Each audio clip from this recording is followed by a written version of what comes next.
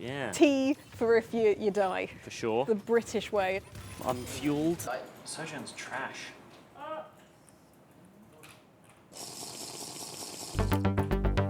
Welcome to Technically Speaking. Today we're looking at the HyperX Pulsefire FPS Pro gaming mouse. Now we're going to see whether or not this can make you into a pro gamer.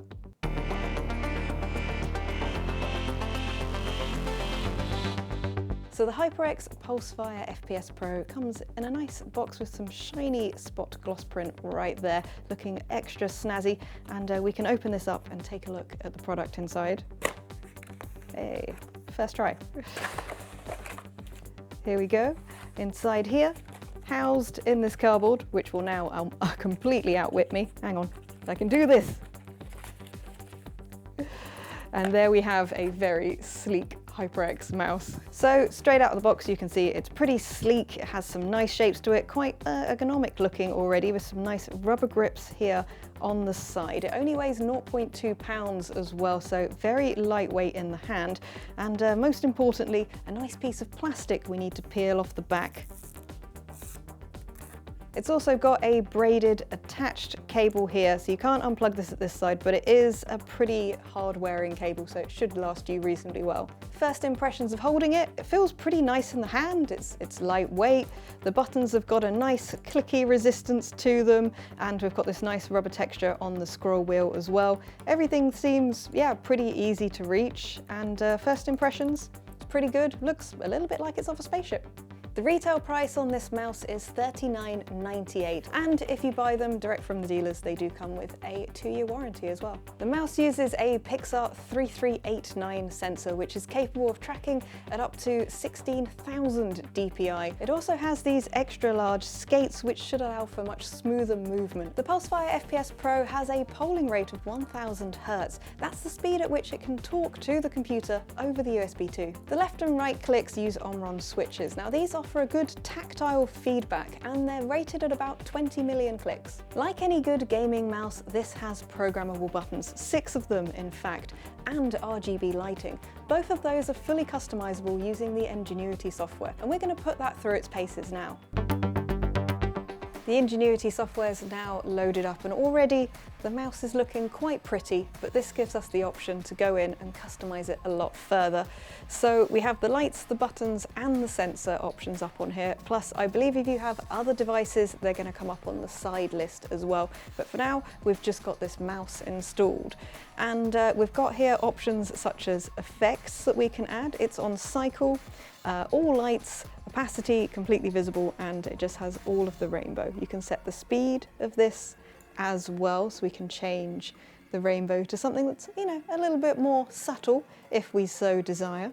Into the effects here, there's solid color, there's cycling between colors, pulse, and breathing. I'm tempted to see what breathing's going to do, so I'm going to add that one on there. Breathing appears to fade in and fade out from the color you've chosen there. I like that, slightly menacing. So the pulse effect moves the light from the mouse wheel onto the logo at the back there. That's quite a cool dynamic effect. We can also set which colors that we want to be in the selection by moving these sliders.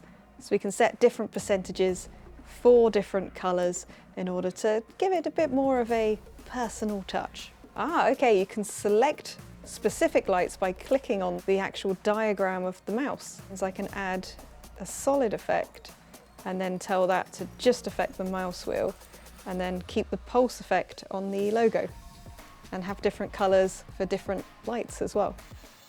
It's really customizable.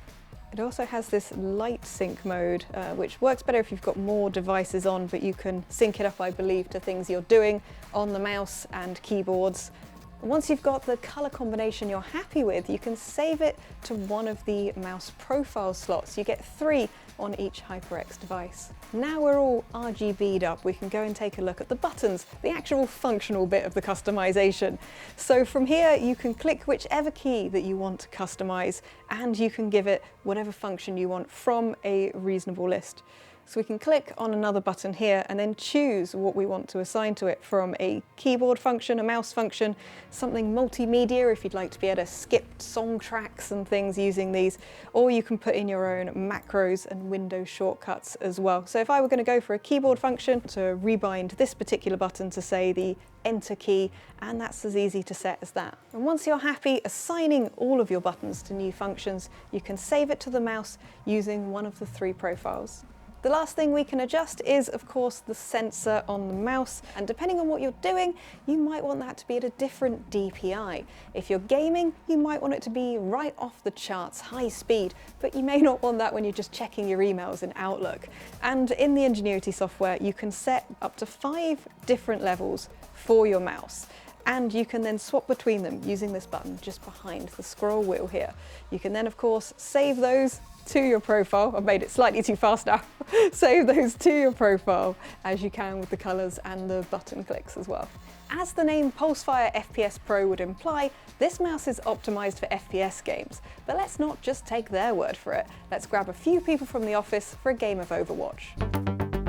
So unsurprisingly, it wasn't difficult to find some people in the office who wanted to have a go at Overwatch using these mice.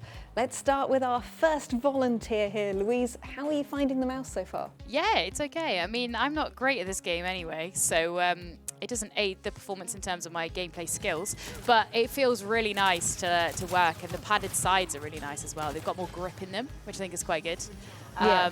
So I feel like, yeah, it's nice and smooth as well. And I can see out the corner of my eye a nice light. So I feel like it adds a nice touch, you know? How are you finding the sort of DPI on that? You can change it using the button just behind the scroll wheel if you want to make it more sensitive. No, that's cool. That's a nice feature, and it's really easy to get to as well. It doesn't kind of go out of your way too much to kind of do it. And I've also just died, which is hilarious. Yeah, if you didn't point it out, we wouldn't have known. That's it. I didn't really. I was joking. Excellent. Quickly shuffling over here. Have you just died? I have not. We're actually wrecking them as well, which is great. Excellent. That's what we like to hear. So how are you finding the mouse so far? First impressions are I really like it. I can't tell if I'm like jaded just because we're winning. Like, I don't know if that's what's helping. Well, guys, we are winning. But yeah, it's comfortable. Like, the rubber grips on the side feel quite nice. There's a nice like bit of like texture when you click. Something about it just feels like a little bit narrow. Yeah. It's not like too bad or anything, so I just feel like I'm having to like squeeze it a tiny bit. How does the weight feel compared to your normal gaming mouse? So, well, when I initially plugged it in, I did have to click that the button below the scroll wheel just to change the DPI, because it was like super heavy as the first preset. But there's like enough customization in there that I think it's like fine for anyone really. Cool. All right, let's go and see how Luca's doing. Luca, are you deaded or are you doing okay? Are I'm you doing healing okay. everyone? I'm healing everyone. We're staying alive. We are winning. I'm about to die. I'm dead. Perfect time. What are you making of the mouse? Are you having a good time with it? Yeah, I actually really like it. It feels like incredibly smooth, actually, which is really, really nice. I also really like the grips on the side. They feel good. Yeah, that seems to be pretty unanimous, that having those, because they are very textured grips, aren't they? Yeah, they are. And like my own like personal mouse at home doesn't have anything like this, but now I'm like, oh, I want some grip. This is really fun. Oh. But yeah, overall it's really nice. I just smooth and quite light as well. So yeah, it's just really easy to maneuver and stuff, which is really cool. Going over to the final player, George, how are you doing? I see you've got your cup of tea ready. I do. I'm fueled, and I'm using this mouse big time. I'm killing people a lot. It's great. Left, right and centre. There you go. If you don't understand Overwatch, kill people left, right and centre equals Pretty winning. much, yeah. T for if you die. For sure. This is the British way, isn't it? Exactly. And yeah, using this mouse as well feels pretty good. It feels, I'd say, maybe a touch too sensitive. Okay. Although maybe that's because I haven't done my settings. Yeah. Had a fiddle yet. But yeah, I like it. It feels very responsive. It feels, yeah, I like the grips. I can hear people are bigging up the grips. Yeah, that's definitely a pro feature. I don't feel like it's going to slide out my hand at all. But yeah, I like it. I haven't had a chance to use the buttons yet, but I don't think I've programmed those yet, so they don't appear to do anything just now. But I mean, it's working because I've got loads of kills, so I think it must be a winner. Excellent, definitely a pro mouse according to you then. And Oh, of yeah. course, all of the DPI and everything, the colors, everything on there are customizable, but it's Yeah. nice to see that just straight out of the box on the defaults, you're finding it pretty Yeah. easy to play with. No, literally plug and play, works great. Cool, would you consider replacing your current mouse with this one, or you need to test it a bit more? I'd have to definitely test it. I'd have to have a play around and see how long term it works, because I am a big fan of my current mouse. But yeah, no, I'd definitely be, first impressions are good for sure. Awesome. Of course, there was never any doubt in my mind that you would bring home the win there. We crushed it. I mean, the mouse, it helped. It might have played a part. It might have played a part. Of course, your excellent skills are 99% of it, of course.